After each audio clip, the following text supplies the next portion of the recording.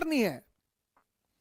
कुछ लोग आईएएस की, अगर आप बड़ी बड़ी तैयारियां कर रहे हैं, गौर से सुनिएगा इस बात को, अगर आप जीवन में बड़ी बड़ी तैयारियां कर रहे हैं और हर फ्रंट पे लड़ रहे हैं,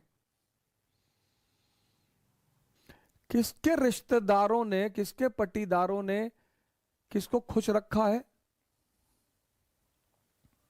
हां, जब आप ऊंचाई में पहुंच जाएंगे तब ये लोग भाग कर आएंगे। दुनिया में 3 लोगों के बिना आप नहीं रह सकते और 3 लोगों के साथ नहीं रह सकते। कौन है वो 3? पहला है आपके दोस्त, दूसरे हैं आपके पड़ोसी और तीसरे हैं आपके रिश्तेदार।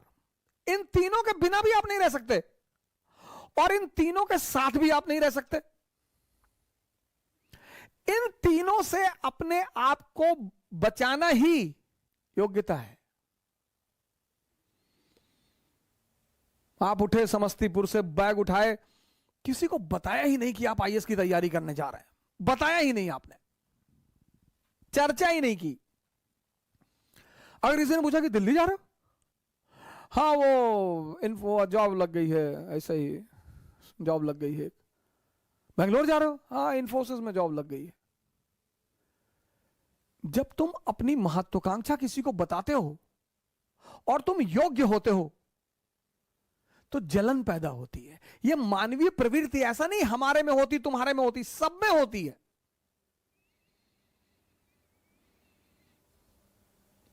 सब में। अभी तुमको ऑस्ट्रेलिया में आईएएस बना दिया जाए, तुम नहीं जाना चाहोगे। कौन जानता है तुमको ऑस्ट्रेलिया में हो गए आईएएस। इसलिए जब तुम आईएएस बनते हो, मंत्री बनते हो, नेता बनते हो, अपने घर की तरफ भागते हो। जितने लोग बंबई में कमाते, दुबई में कमाते, कमा वहां रहे हैं, मकान बनवाते हैं गांव में 2 बीघे में, हाँ बड़ा मकान, बड़ी बड़ी दीवारें और करीब 1 बीघे में मकान और ट्रैक्टर खड़ा हुआ है। क्यों? क्योंकि वो जो पट्टीदार हैं आपके, वो डेली उस मकान से गुजरेंगे और डेली मरेंगे। उसका मजा है सर। दूसरे को क्या दिखाना सर। अब आप गोरखपुर से गए, सेटल हो गए बंबई में, कौन जानता है आपको बंबई में, लेकिन बैजूडीहा गांव के आप रहने वाले हैं। वही के लोगों ने आपको गाली दी है बचपन में, चुनौतियां दी हैं, आपको ताना मारा है कि कुछ नहीं कर पाओगे, तो आपने 3 बीघे में मकान बनवाया गांव में। कोई नहीं रहता, कोई रहता ही नहीं, इतना बड़ा ताला लटका है। लेकिन पूरा गांव जब उस मकान से सामने से गुजरेगा तो डेली मरेगा कि बहुत पैसा शुक्लवा कमाए, तस्करी उस्करी करता होगा। दुनिया में तुम 3 लोगों के बिना नहीं जी सकते और तुम 3 लोगों के साथ नहीं जी सकते। इनको अपनी महत्वाकांक्षा कभी मत बताओ। अगर तुम योग्य हो, ये तुमसे चिढ़ेंगे। कृष्ण को देखो, बलराम मजाक उड़ाते, सगे भाई हैं, गोरे नंद जशोदा गोरी, तुम कत श्याम शरीर, तुम्हारी मां भी गोरी, तुम्हारे पापा भी गोरे, तुम काले हो, तुम इनके बेटे हो ही नहीं।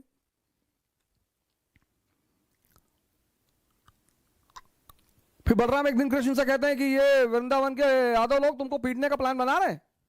बोले क्यों? बोले तुम इनकी बीवियों के साथ नाचते हो, पीटेंगे नहीं? अरे बोले यार तुम भाई टेंशन मत लो, हम हैंडल कर लेंगे। एक दिन बारिश हो रही थी वृंदावन में और कृष्ण ने गोवर्धन पर्वत उठा लिया उंगली पर। अब आप सोच के देखो कि कोई अपनी उंगली पर पर्वत उठा ले। डिमॉन्स्ट्रेशन ऑफ पावर, शक्ति का प्रदर्शन। तब यादवों ने कृष्ण से कहा कि देखो भैया, तुम बीवी के साथ तो नाच ही रहे हो, तुम साली के साथ भी नाचो, हमको कोई टेंशन नहीं है।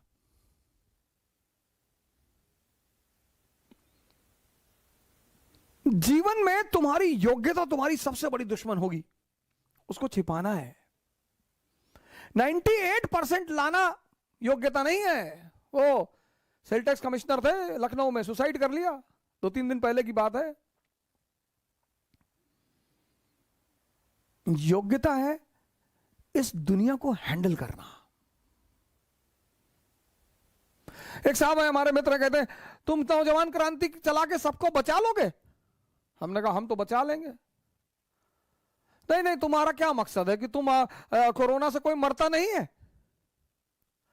कि मरते तो लोग टिटनेस से भी हैं।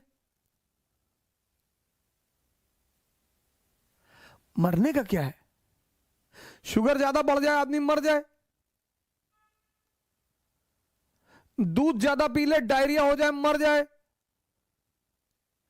मौत को तो बहाना मांगना है ना, उसे उसे तो बहाना चाहिए।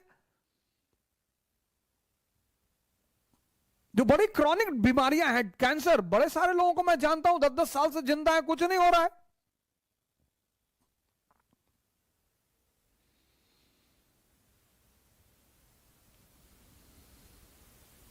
मैच्योर जो लोग हैं ना, मैच्योर, वो दो फ्रंट पर कभी नहीं लड़ते। इसलिए जितने हमारे युवा भाई हैं, जब भी आप बाहर निकले, तैयारी करने के लिए निकले, पढ़ने के लिए निकले, बाकी सारे दरवाजे बंद कर दें, सन्यासी हो जाए। यह है सन्यास का मतलब। सन्यास का मतलब यह नहीं गेरुआ पहन लिए हरिद्वार भाग गए, वो भगोड़े हैं, वो भगोड़े हैं। सन्यासी बन जाइए, दिल्ली आइए, इलाहाबाद आइए, बैंगलोर आइए, हैदराबाद आइए, सन्यासी बन जाइए। कोई आपसे कह रहा कि दिमाग खराब है तुम्हारा, आईएएस कभी नहीं बनेगा तू। जी भैया, हम तो भैया ऐसे ही चले आए भैया, हम तो एनसीईआरटी पढ़ने चले आए भैया, हम थोड़ी आईएएस बनेंगे भैया। और जिस दिन आईएएस बन जाओ उसी आदमी को पहले बुलाओ कि क्या हाल है तुम्हारा, क्या कह रहे थे तुम?